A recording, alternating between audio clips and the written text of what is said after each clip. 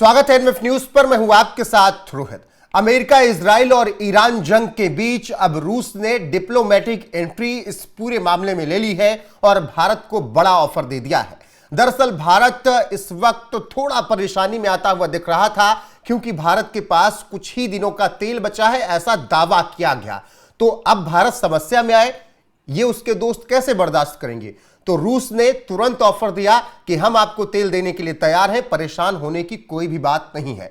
तो अब सवाल यह है कि क्या अमेरिका एक बार फिर से परेशान होने जा रहा है रूस और भारत की दोस्ती देखकर? क्योंकि ट्रंप ने लाख कोशिशें की, फिर भी भारत और रूस की दोस्ती वो तोड़ नहीं पाए। हालांकि खरीदारी कम हुई भारत की तरफ से रूसी तेल की, लेकिन अब जब मिडिल ईस्ट में इस तरीके से परेशानी है, गल्फ क्राइसिस है, तो फिर कूटनीतिक तरीके से भारत और रूस आगे बढ़ने जा रहे हैं और रूस ने यह बड़ा ऑफर भारत को दिया है। तो चलिए एक एक करके आपको बताते हैं कि क्या कुछ भारत तेल लेने जा रहा है, किस तरीके से खरीदने जा रहा है और कैसे अमेरिका, इजराइल और ईरान जंग के बीच युद्ध में रसिया ने डिप्लोमेटिक एंट्री ली है। रसिया ने भारत को गल्फ क्राइसिस के बीच एनर्जी सप्लाई का बड़ा ऑफर दिया है और भारत नहीं चाहता कि किसी भी तरीके की समस्या इस पूरे मामले में रूस को हो, इसीलिए भारत बहुत सोच समझकर तेल खरीदने जा रहा है। रूसी तेल टैंकरों को भारत खरीदेगा कैसे? चलिए आपको एक एक करके ग्राफिक्स के माध्यम से बता देते हैं कि किस तरीके से भारत अब बड़ी रणनीति के तहत काम करने जा रहा है।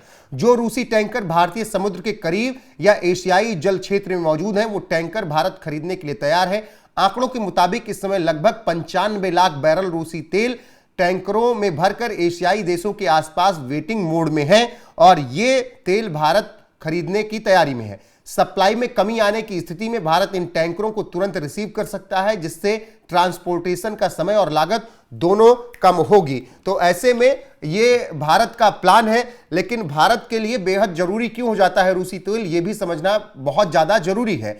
ऐसे वक्त में जब इस वक्त गल्फ में क्राइसिस चल रही है, ईरान, इजराइल और अमेरिका जंग के बीच में है और ट्रंप के टैरिफ का भी खूब दबाव हाल फिलहाल में रहा, तो ऐसे में रूसी तेल भारत के लिए क्यों इंपॉर्टेंट हो जाता है, ये भी आपको बताते हैं, दिखाएगा।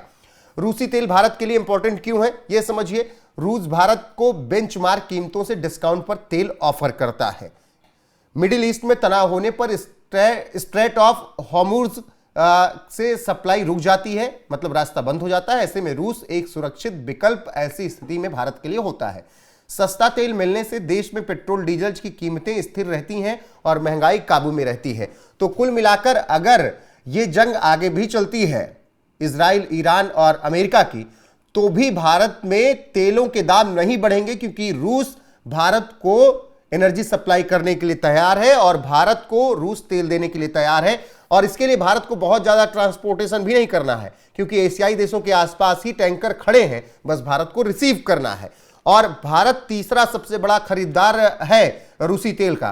कुछ वक्त पहले तो पहले और दूसरे नंबर पर भी हुआ करता था, लेकिन अमेरिका की टैरिफ के बाद भारत तीसरे नंबर पर हुआ, क्योंकि थोड़ा तेल में खरीदारी कम हुई है। तो चलिए आपको यह भी बता देते हैं कि रूसी तेल का भारत किस तरीके से एक बड़ा खरीदार देश है, दिखाइएगा। दिसंबर 2025 में भारत रूस से तेल खरीदने में तीसरे नंबर पर रहा। तुर्की दूसरा सबसे बड़ा खरीदार अभी भी बना है।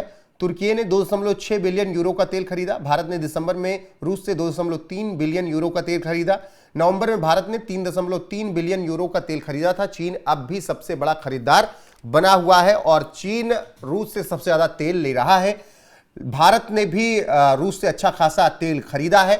तो कुल मिलाकर अब जब गल्फ कंट्रीज में इस तरीके से क्राइसिस है, तो भारत एक बार फिर से अपनी रणनीति पर काम कर रहा है। और आपको बता दें कि अभी हाल फिलहाल में खबरें आई कि भारत के पास 25 दिनों का तेल बचा है, 18 दिनों का तेल बचा है। गैस का भंडार भी भारत का कम हो रहा है और जब गल्फ कंट्री में इस तरीके से बवाल हो रहा है, तो भारत की मुश्किलें बढ़ सकती हैं।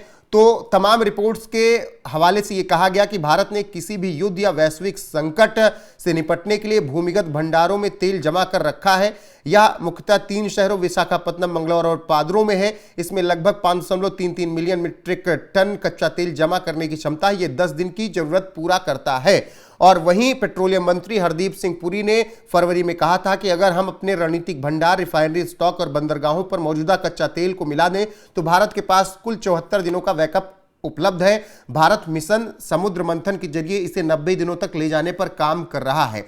तो कुल मिलाकर जो 25 दिनों के स्टॉक की बात चल रही थी वो अब भारत को उससे कोई परेशानी नहीं होने वाली है, क्योंकि अमेरिका, इजराइल, ईरान की जंग लंबी खिंचने के आसार दिख रहे हैं। भले ही ईरान के supreme leader Ayatollah Ali Khamenei समेत देश के कई शीर्ष नेता हमले में मारे गए हों, लेकिन ईरान की सरकार और सशस्त्र बल ईरानी रिवोल्यूशनरी गार्ड्स अभी मोर्चा संभाले हुए हैं। तो यह बता रहा है कि यह युद्ध लंबा खिंचने वाला है। अमेरिका, इजराइल, ईरान में जो पूरी तरीके से सत्ता परिवर्तन की मुहिम में जुटे हैं कि वो ईरान में सत्ता परिवर्तन करा दें। ईरान ने कच्चे तेल के व्यापार के अहम रूट हॉर्मुज स्ट्रेट को बंद करने का ऐलान किया, जिसकी वजह से भारत को समस्या हुई। अरब मुल्कों के साथ साथ भारत के तेल गैस व्यापार का एक अहम गलियारा है, जहां से 20% कच्चे तेल की आपूर्ति होती है। ईरान ही नहीं, सऊदी अरब, यूएई से लेकर कतर, कुवैत जैसे देशों से भारत को तेल गैस की सप्लाई इसी रूट से होती है।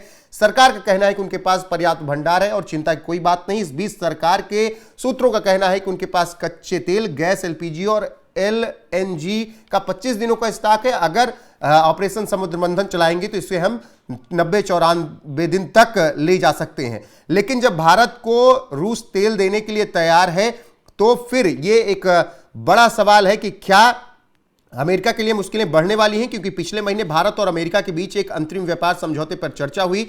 इसमें भारत पर लगने वाले टैरिफ को 50% से घटाकर 18% करने की बात की गई। दरअसल इस 50% टैरिफ में से आधा हिस्सा उन देशों के लिए एक्स्ट्रा टैरिफ था जो रूस से तेल खरीद रहे थे।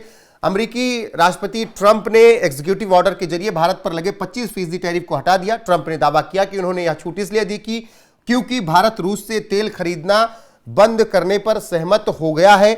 लेकिन भारत ने कभी भी सार्वजनिक रूप से ऐसी किसी भी कमिटमेंट को स्वीकार नहीं किया और भारत ने कभी नहीं कहा कि वो रूस से तेल नहीं ले रहा है। रूस ने भी कहा कि उसे भारत के रुख में बदलाव का कोई कारण नजर नहीं आता। भारत पहले जैसे तेल खरीदता था वैसे ही तेल खरीद रहा है।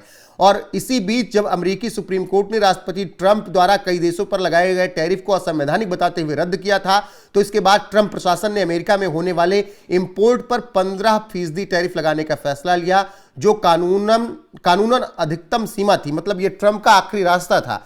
अब भारत का तेल मंत्रालय और विदेश मंत्रालय मिलकर अमेरिका के साथ बातचीत कर रहे हैं ताकि रूस से तेल खरीदने पर भारत को दोबारा टैरिफ का सामना ना करना पड़े। तो कुल मिलाकर जब रूस, इजराइल और ईरान जंग में है, स्ट्रेट ऑफ हॉर्मुज बंद कर दिया गया है, तो भारत के लिए जो समस्या बढ़ने वाली थी उस समस्या को कम करने के लिए सामने कौन है? उस समस्या को कम करने के लिए सामने है प्रधानमंत्री नरेंद्र मोदी के मित्र पुतिन। जी हां, व्लादिमीर पुतिन ने यह कह दिया है, मतलब रूस ने यह कह दिया है कि हम आपको तेल देने के लिए तैयार हैं, आपकी एनर्जी सप्लाई हम पूरा करेंगे, आपको किसी भी तरीके की परेशानी नहीं झेलनी पड़ेगी। जो 25 दिन का स्टॉक है, जो 94 दिन तक का भी हो सकता है, 74 दिन 94 दिन तक का भी स्टॉक हो सकता है, उससे भी आपको टेंशन लेने की जरूरत नहीं, क्योंकि हम आपके साथ खड़े हैं। तो क्या यह अमेरिका के लिए मुश्किल वाला वक्त है? देखना होगा। बाकी बने रहिए हमारे साथ, क्योंकि आगे बहुत अपडेट मिलेगी। अभी के लिए बस इतना ही। नमस्कार।